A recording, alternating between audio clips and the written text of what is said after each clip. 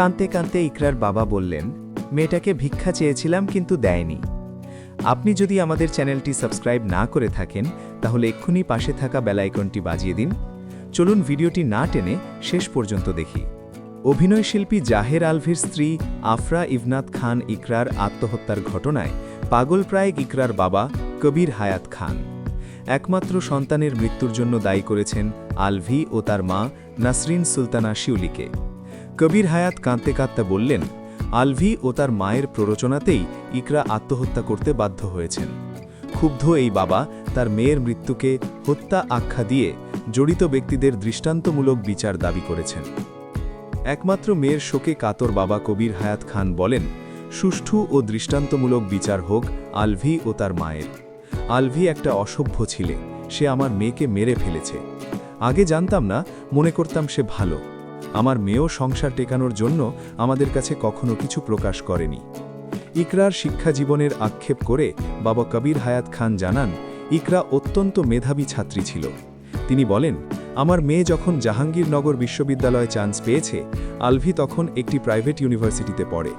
আমি তখন বলেছিলাম আলভির কাছে মেয়েকে বিয়ে দেব না। আমি আলভির মাকে বলেছিলাম, আপা, আমি আপনার ছেলের সঙ্গে আমার মেয়েকে বিয়ে দেব না, আমার মেয়েকে আপনারা ভিক্ষা দেন। আলভির মা মানেনি। কবির হায়াত খানের দাবি, আলভি ও তার মা যোগসাজশ করে অল্প বয়সী মেয়েটাকে নিয়ে গিয়ে বিয়ে করায়। ইকরা তখন মাত্র অনার্স প্রথম বর্ষের ছাত্রী ছিল। শুরুতে বিয়ে মেনে না নিলেও একমাত্র সন্তানের ভবিষ্যতের কথা ভেবে পরে মেনে নিয়েছিলাম। আমি চাইছিলাম সংসার করুক, কিন্তু তা তো আর হলো না। মেয়ের এই করুণ পরিণতির জন্য আলভি ও তার মাকে দায়ী করেছেন ইকরার বাবা কবির হায়াত খান। তিনি ক্ষোভ প্রকাশ করে বলেন, এই সুইসাইডের পেছনে আলভির মা দায়ী। উনি একজন অ্যাবনর্মাল মহিলা। আমার মেয়েটা দারুণ স্টুডেন্ট ছিল। ওদের জন্য ইকরার কেরিয়ার, লেখাপড়া সব শেষ হয়ে গেল। আমি ভিক্ষা চেয়েছিলাম ওদের কাছে, কিন্তু ওরা দেয় নাই। ইকরার আত্মহত্যার পেছনের তাৎক্ষণিক কারণ হিসেবে আলভি একটি ফেসবুক পোস্টকে সামনে এনেছেন তার বাবা। তিনি প্রশ্ন তুলে বলেন, আলভি কেন আরেকটা মেয়ে নিয়ে আমার মেয়ের সামনে নেপাল থেকে ফেসবুকে পোস্ট দিয়েছে? এমনিতেই আমার মেয়ে আমাদের কাছে নিজেকে অপরাধী মনে করত। আলভিকে নিয়ে ইকরার অনেক গর্ব ছিল। যখন দেখল আলভি এমন করতেছে, ক্ষোভে, এরপর দুঃখে এবং আলভি ও তার মায়ের প্ররোচনায় আমার মেয়ে হয়তো সুইসাইড করছে। অভিনয়শিল্পী জাহের আলভির স্ত্রী আফরা ইভনাত খান ইকরার আত্মহত্যার ঘটনায় পাগলপ্রায় ইকরার বাবা কবির হায়াত খান। একমাত্র সন্তানের মৃত্যুর জন্য দায়ী করেছেন আলভি ও তার মা নাসরিন সুলতানা শিউলিকে। কবির হায়াত কাঁদতে কাঁদতে বললেন, আলভি ও তার মায়ের প্ররোচনাতেই ইকরা আত্মহত্যা করতে বাধ্য হয়েছেন।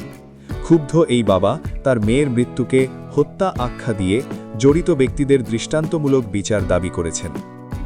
একমাত্র মেয়ের শোকে কাতর বাবা কবির হায়াত খান বলেন, সুষ্ঠু ও দৃষ্টান্তমূলক বিচার হোক আলভি ও তার মায়ের।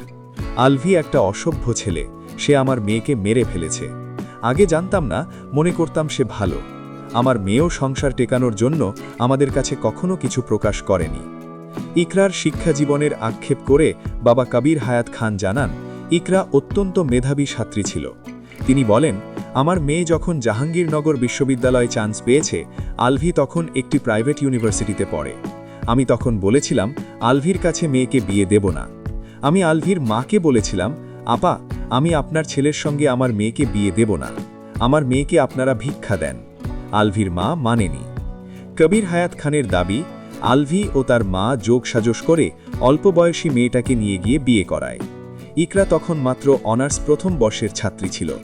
শুরুতে বিয়ে মেনে না নিলেও একমাত্র সন্তানের ভবিষ্যতের কথা ভেবে পরে মেনে নিয়েছিলাম। আমি চাইছিলাম সংসার করুক, কিন্তু তা তো আর হলো না। মেয়ের এই করুণ পরিণতির জন্য আলভি ও তার মাকে দায়ী করেছেন ইকরার বাবা কবির হায়াত খান। তিনি ক্ষোভ প্রকাশ করে বলেন, এই সুইসাইডের পেছনে আলভির মা দায়ী। উনি একজন অ্যাবনর্মাল মহিলা। আমার মেয়েটা দারুণ স্টুডেন্ট ছিল। ওদের জন্য ইকরার কেরিয়ার, লেখাপড়া সব শেষ হয়ে গেল। আমি ভিক্ষা চেয়েছিলাম ওদের কাছে, কিন্তু ওরা দেয় নাই। ইকরার আত্মহত্যার পেছনের তাৎক্ষণিক কারণ হিসেবে আলভির একটি ফেসবুক পোস্টকে সামনে এনেছেন তার বাবা। তিনি প্রশ্ন তুলে বলেন, আলভি কেন আরেকটা মেয়ে নিয়ে আমার মেয়ের সামনে নেপাল থেকে ফেসবুকে পোস্ট দিয়েছে? এমনিতেই আমার মেয়ে আমাদের কাছে নিজেকে অপরাধী মনে করত। আলভিকে নিয়ে ইকরার অনেক গর্ব ছিল। যখন দেখল আলভি এমন করতেছে, ক্ষোভে, এরপর দুঃখে এবং আলভি ও তার মায়ের প্ররোচনায় আমার মেয়ে হয়তো সুইসাইড করছে। মৃত্যুর আগে আলভির স্ত্রী ইকরা কি বলেছিলেন জানালেন বান্ধবী।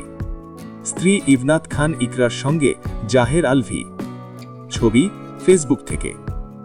এদিকে আফরা ইভনাত খান ইকরার মৃত্যুর ঘটনায় তার স্ত্রী অভিনয়শিল্পী জাহের আলভি ও তার মা নাসরিন সুলতানা শিউলির নামে মামলা করা হয়েছে। আজ রোববার ঢাকার পল্লবী থানায় এ মামলা করা হয়। মামলার বাদী ইকরার বাবা কবির হায়াত খান। প্রথম আলোকে খবরটি নিশ্চিত করেছেন বড় মামা শেখ তানভীর আহমেদ। মামলার অভিযোগে জাহের আলভি ও নাসরিন সুলতানা তানভীর আহমেদ আত্মহত্যায় প্ররোচনা এবং 2 বছর ধরে অবহেলা এবং নির্যাতনের বিষয়গুলো উল্লেখ করেছেন বলে জানিয়েছেন।